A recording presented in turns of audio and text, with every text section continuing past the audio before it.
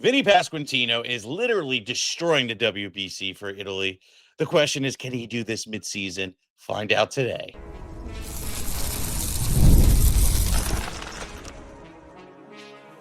You are Locked On Fantasy Baseball, your daily fantasy baseball podcast. Part of the Locked On Podcast Network, your team every day. Hello, Fantasy Baseball fanatics. I'm Matthew Ahne, and welcome to the Locked On Fantasy Baseball Podcast, new short podcast, part of the Locked On Podcast Network, now the number one sports podcasting network. I'm a longtime fantasy baseball analyst and with over 20 years of fantasy baseball knowledge. The reason I do this show is to share that knowledge with you. So whether you're watching or listening, please be sure to like, subscribe, comment, rate, review. Do everything you can to share this show because we truly love bringing it to you each and every day. Now, on top of that, next week is going to be a big week. It's leading up to one of the biggest draft weekends of the season. And you're going to want to stick around for that. We got must draft hitters, must draft pitchers, our My Guys episode, and a surprise episode, plus a mock draft. So we got a locked and loaded, exciting week next week. So you're not going to want to miss that.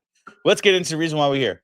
Mr. I Need an Espresso himself, Vinnie Pasquantino, playing for them Kansas City Royals, and Team Italia, who honestly is crushing it in the WBC, and specifically Vinnie P, with his 3-dinger game. I mean, yes, it's all 3 home runs he has in the WBC, but it's absolutely monstrous the fact that he's done it in only 16 at-bats. He has 4 runs, 3 ribs, 4 walks. Batting average is not impressive at 188, but the OBP is 350, the slug is 750, and the OPS is 1100. Absolutely killing it. Now, I'm not going to take the batting average that crazy yet. There's not enough underlying stats for me to really judge on it, but I know the kid's crushing the ball and really has his head focused in. He's looking real good out there. The plate appearances are looking steady. He's just doing what he needs to do. Now, how does that affect my outlook for next season? Well, for this season, I apologize. Well, that's the question we got. Can he actually continue this and do this in season? Is this performance even going to continue in the WBC? I think it will. I don't think maybe at a level where he's hitting 3 dingers, but I definitely expect more home runs. He's a guy that hit 32 home runs, batted 264 through a full season, and really looked good out there. He had 113 ribs as well. So, I mean, he's a really good player. Honestly, I haven't ranked over Freddie Freeman this year. I haven't ranked as my 7th overall first baseman. Vinnie Pasquantino is a player that Dom and I have been following for a while. We think that he has all the upside in the world. The power finally came on display because he's a guy that definitely can crank the ball out left and right. I mean, last year was stellar for that, right? 10.8% barrel percentage, 44.7 hard hit percentage combo, led to 32 home runs, and I know he can do better than that. I mean, you start looking at hard hit percentage from the year before, it was at 46.5%. Look at 2023, it was in the 40s. 22, it was at 46.9. Like, the dude hits the ball hard. His average exit velocity last year was 90.9 miles an hour. Now, normally I don't focus in on that, but it's just a way to speak on how hard the guy hits the ball. The barrel percentage is something that I like to see. When you're coupling that with the hard hit percentage, that tells a story of, is there a home run ceiling? Home run ceiling, I don't even think we've touched it. I think he's more like a 35 home run hitter. And I think that with the team that the Royals are building with Michael Garcia, Bobby Witt Jr. himself, the Caglione himself, his WBC teammate and regular season teammate, taking a step forward, it's interesting to see to see the potential in the runs category. It really just comes down to, are we going to see him go hit in a good spot in the lineup? And the answer is yes. Sitting 3rd in the lineup. The 2 guys in front of him is Bobby Witt Jr. and Michael Garcia. Directly behind him is Salvador Perez and Jack Caglione. And I like that. I truly do. Perez is a power hitter. He may not be a guy that gets on base a lot, but he's a guy that can crank that ball pretty quickly. And Cagster over there can also drive him in. So it's going to be a fun time to watch Vinnie Pasquantino take off this season and see if the runs can go. If he can get 90 runs, which I believe is a possibility this year, and couple that with the 35 home runs, it's going to be a fun season. And we're going to be talking about him in a completely different light. Now, coming up next, I'm going to talk about where I think he should be drafting. Is the ADP right on him, and more coming up right after this.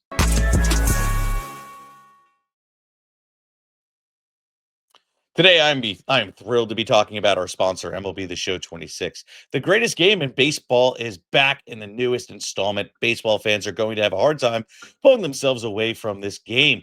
My favorite game mode is my career, creating my own player and growing as a MLB player from start to finish. It's a true way to get in on the game.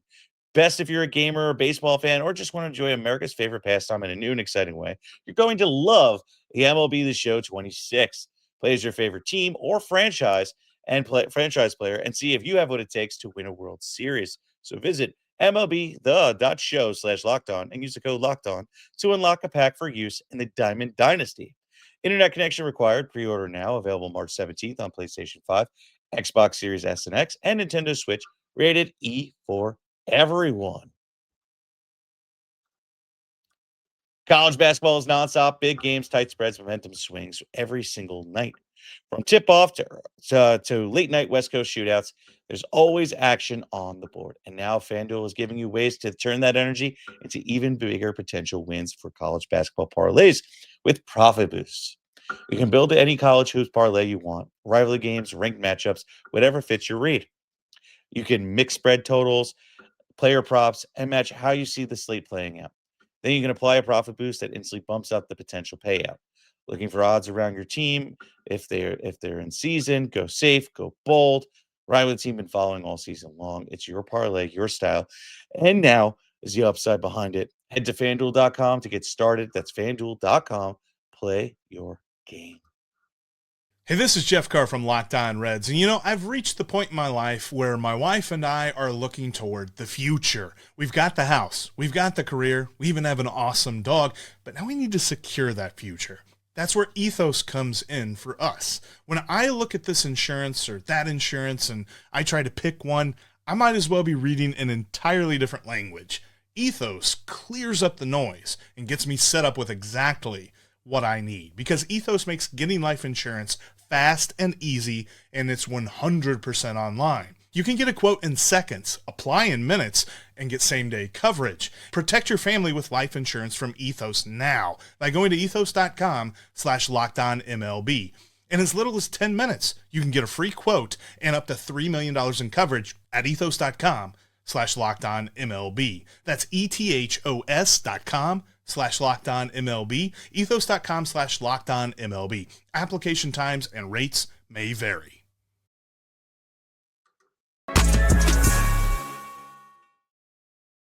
And all right, let's finish this up and let's talk about, Vinny P's draft price versus, where I'm expecting to draft him and things like that. So far off the board, he's coming off the board at pick 80. Um, what does that mean for us? Well, pick 80 actually is a pretty decent price. I don't really count Ben Rice as a first baseman, even though they have him. So really, he's coming off the board as first baseman 9. And this is the interesting part. I actually really like this. 80 is a decent pick. I think you'll probably get him later because people are still buying into Telesota Storm. Um, and I'm really good with this. I think he might even fall to like 85, 90.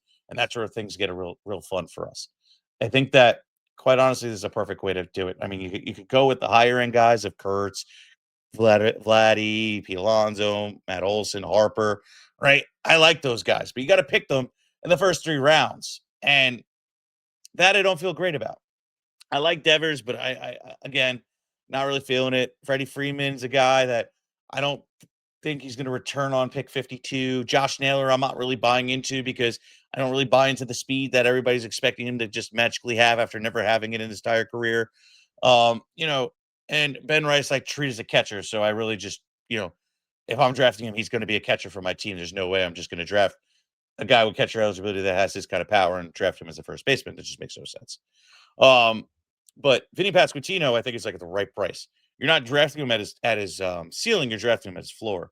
I think there's a chance at a place where, okay, he gets 90 runs and has the same amount of ribby output and 35 home runs, batting 260, and he's now a top 50 player, and you're getting him definitely under the ceiling and probably more at his floor. And I enjoy this because these are the kind of guys I tackle and I could wait around with and I could walk away and feel happy about. So Vinny Pasquantino definitely lightens the load and allows a little bit more flexibility when it comes to team construction and just really makes things better because we could really break it down too. Like we can go to like pick 50 where everybody probably rolls their eyes when I said I'm not picking Freddie Freeman. I'm going to pick Vinny Pasquantino. The guys going after Freddie Freeman are like Roman Anthony, Andres Munoz, which usually I don't pick, closers that early, but I like Munoz. You got Freddie Peralta, Austin Riley, Jackson Merrill, Riley Green, Johan Duran.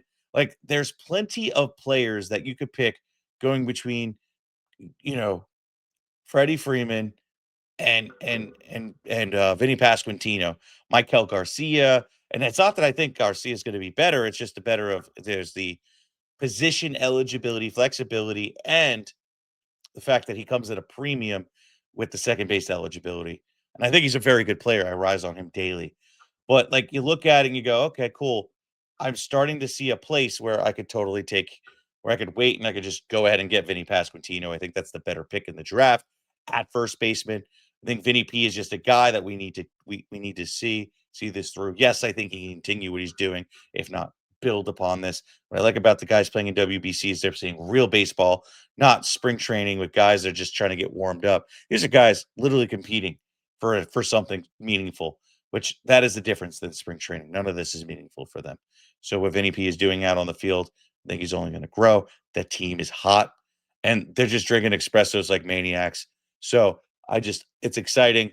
I think Vinny P is going to be a phenomenal player for you this season in 2026. He is a must draft, and he will continue growing.